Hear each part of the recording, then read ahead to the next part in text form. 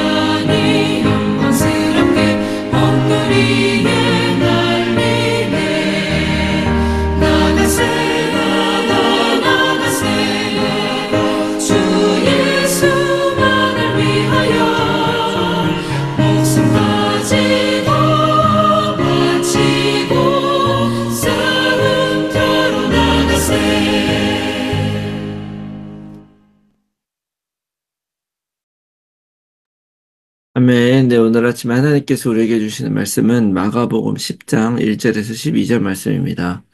마가복음 10장 1절에서 12절 말씀 제가 읽겠습니다.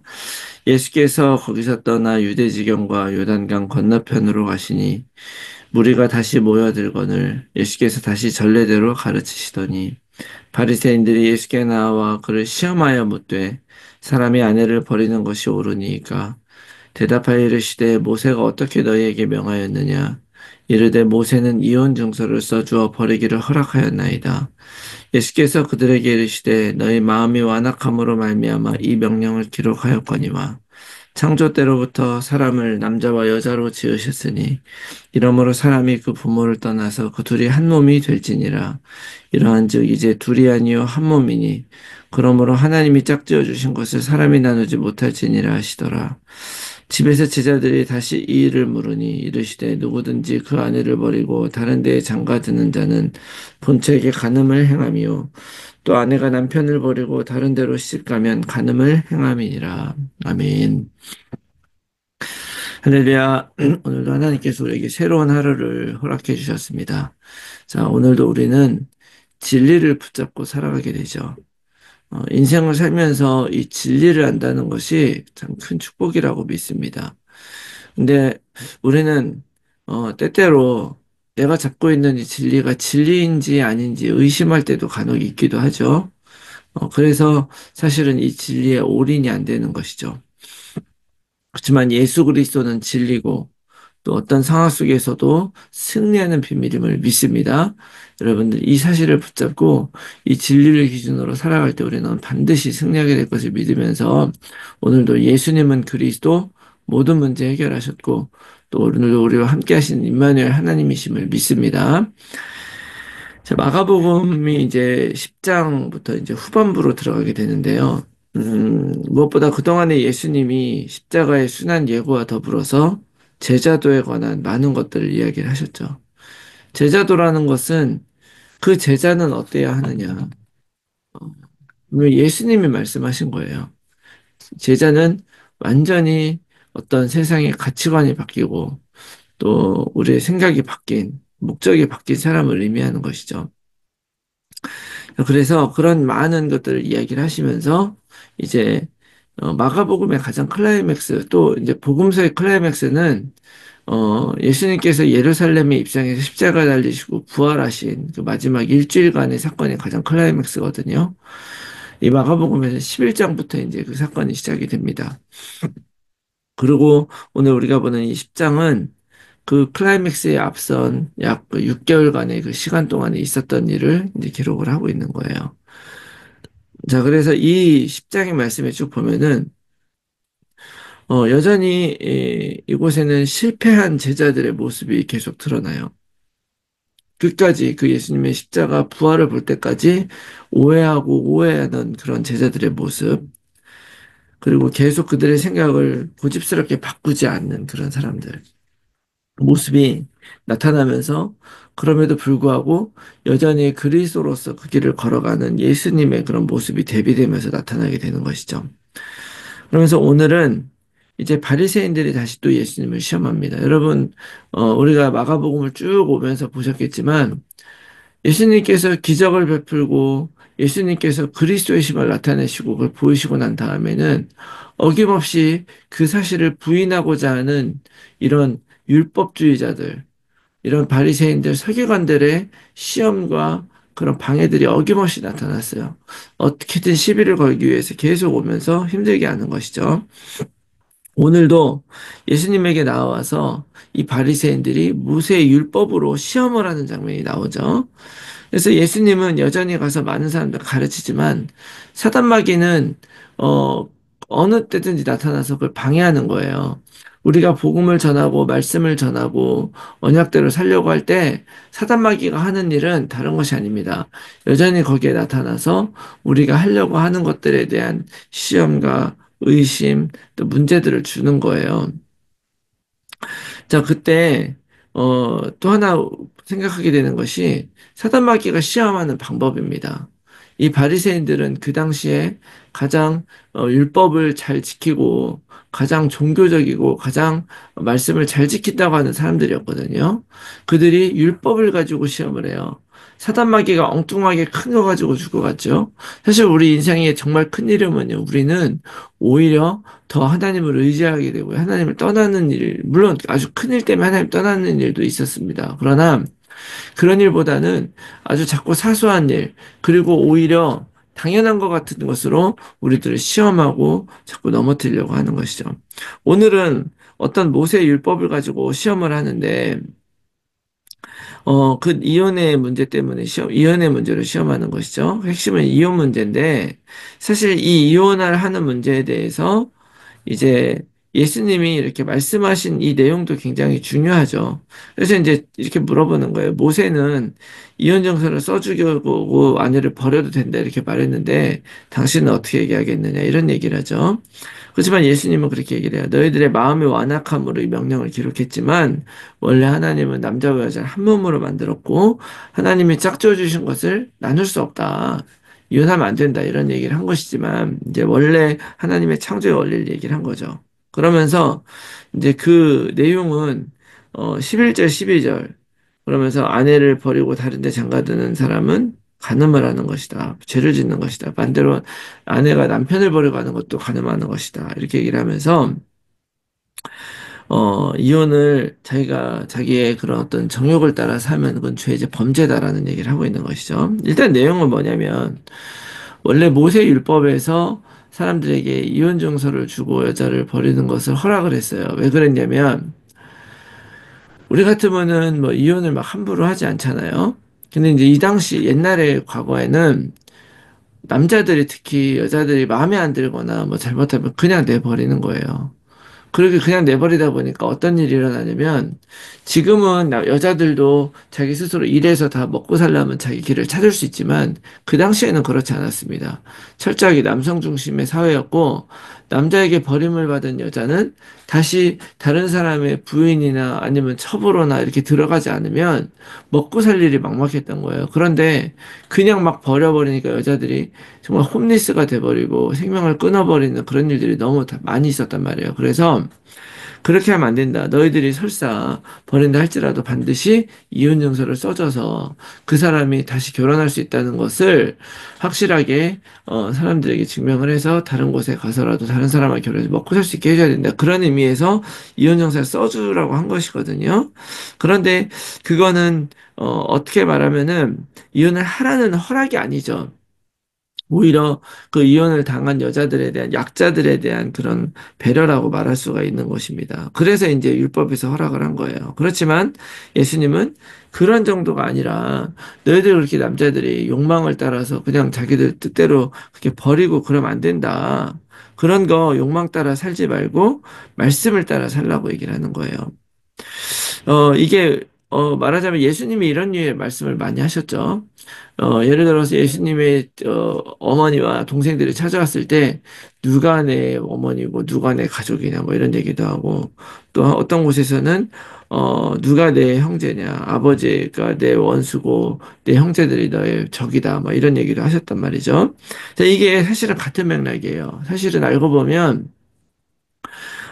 그 사람들이 뭐 나쁜 일이다 이렇게 얘기를 하는 것이 아니라 가족을 버려야 된다는 얘기를 하려는 것이 아니라 그것보다도 더 중요한 것은 하나님의 뜻을 따르고 하나님과의 관계가 우선돼야 가족도 제대로 되는 것이죠. 이혼 용서도 마찬가지예요. 이혼을 하고 안 하고 이런 부분들이 아니라 하나님과의 관계가 더 먼저고 하나님이 주신 명령이 먼저다. 이제 그런 이야기를 하려고 하는 거죠. 다시 말하면 어제 우리가 보았던 말씀의 맥락대로 하나님의 뜻을 우선순위로 삼는 것이 좋은 것이다라는 뜻이 그 안에 담겨져 있는 거예요. 그래서 예수님이 그걸 이제 다시 한번 확인해 주신 거죠. 지금 이혼 문제는 하나님이 우리를 어떻게 창조하셨느냐. 바로 남자와 여자가 만나서 한 결혼하는 걸 만들어줬다. 그런데 사실은 이 말씀 안에는 그보다 더 섬뜩한 계략이 들어가 있어요. 뭐냐면 그 당시에 우리가 일전에도 한번 봤지만 그 분봉왕이었던 헤롯 안티파스가 그 동생 빌립 왕의 부인을 꼬셔가지고 이혼을 하고 자기랑 결혼을 해버렸어요. 그 일 때문에 사실은 사회적인 이슈가 되어 있는 상황이었죠. 그렇기 때문에 세례요한도 죽임을 당했고요. 자, 그런데 그렇다면 여기에서 예수님을 이걸로 시험하는 거예요. 자, 율법은 이런데 당신 뭐라고 하겠냐, 이혼에 대해서. 만약에 이혼을 해도 된다, 이렇게 얘기를 하면 예수님이 자기 스스로 가르치고 이렇게 했었던 그런 것들에 모순이 생기게 되고 이혼을 하면 안 된다, 그러면 세례 요한과 같은 그 길을 걸어가게 되는 그런 함정에 빠지는 그렇게 되는 거예요. 실제로 그 당시에 이 이혼에 대해서도 이 바리새파 안에서도 굉장히 갈려져 있어서 그 바리새파 안에 뭐 산마의 학파라고 있었어요. 그들은 간음할 때만 이혼할 수 있다. 간음의 죄를 정해 이렇게 얘기하는 사람도 있었지만 또 힐랄 학파라는 데도 있어요. 그 힐랄 학파는 간음뿐 아니라 아내가 싫거나 뭐 잘못해도 그냥 버릴 수 있다. 뭐 이렇게 해석하는 사람들도 있었죠. 그러니까 이렇게 골경에 빠뜨리려고 이런 질문을 한 것이죠. 그런데 여기에서 예수님이 어떻게 이것을 지나갔습니까? 방법은 그 사람들이 어떤 질문을 하고 있느냐 하는 것이 문제가 아니고요. 내가 어떤 진리 위에 섰느냐. 바로 예수님은 이것이 이혼의 문제가 아니라 하나님이 우리를 창조하신 창조 질서의 문제다라는 것을 이야기를 하고 있는 것이죠. 본질을 이야기를 하시는 거예요. 여러분, 이 말씀 통해서 우리들도 귀한 교훈을 얻습니다. 어떤 하나의 사건에 대해서도 중요한 메시지를 하셨지만 결국 우리는 살다 보면 사단 마귀는 우리를 이도저도 못하는 그런 갈등 상황에 넣게 돼요. 살다 보면 정말 우리가 복음을 전한다고 하지만 정말로 이도 안 되고 저도 안 되는 이런 함정에 빠지는 경우가 있을 수 있습니다. 여러분, 그럴 때 고민하지 마시고요. 여러분, 본질로 돌아가시고 오직 복음 생각하시기 바랍니다. 오직 그리스도를 다비로 생각하시기 바라요. 진리가 승리하는 것이죠. 진리가. 사단마귀는 아무리 우리를 그렇게 곤경에 빠뜨리려고 여러 가지 이도저도 안 되는 상황 같아 보이고 그렇지만 그건 우리들의 눈이고 우리들의 생각일 뿐이에요.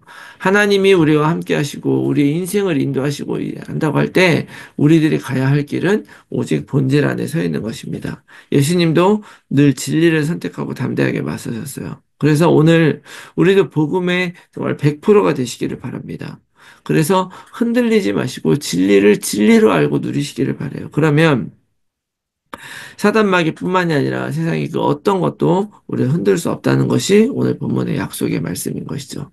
그래서 여러분들 오늘 이 말씀 가지고 정말로 진리 위에 바로 서서 하나님의 뜻을 헤아리면서 승리하는 여러분들이 다 되시기를 예수 그리스도의 이름으로 축원합니다. 아멘.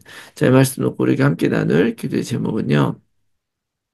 하나님의 뜻을 구하며 하나님의 말씀을 따라서 모든 것을 바라보고 모든 것을 선택하게 하여 주시옵소서. 혼란하고 모든 것이 어지러운 이 세상에서 어떤 순간에도 오직 그리스도 붙잡고 진리 위에 굳게 서서 말씀대로 행하게 하여 주시옵소서. 모든 성도들의 삶의 현장에서 말씀 운동의 결실을 맺는 전도자로 살게 하옵소서. 우리의 자녀들을 오직 그리스도로 살게 하시고 237 치유 서밋의 지도자로 살아가게 하여 주시옵소서. 불신자 자녀 또는 가족들이 복음 안에 들어올 수 있도록 성령께서 역사하시고 하나님의 시간표가 이를 때까지 오직 약속 붙들고 기도하게 하여 주시옵소서. 몸에 아픈 분들이 혈관에 치유되어 힐링의 증인이 되게 하여 주시옵소서. 제124 말루티시 운동 안에서 영원한 응답을 받고 영적 유산을 후대에 남기는 삶이 되게 하옵소서. 나의 현장과 상황 속에서 정확한 복음에 집중하면서 하나님이 주실 응답을 기다리며 날마다 언약 안에서 걸어가게 하옵소서. 지속될 삶의 캠프를 통해서 성경적 전도운동에 응답을 받게 해주시옵소서. 위에서 기도해 주시고 오늘 하루도 승리한 하루가 되시기 바랍니다. 우리 함께 기도하겠습니다.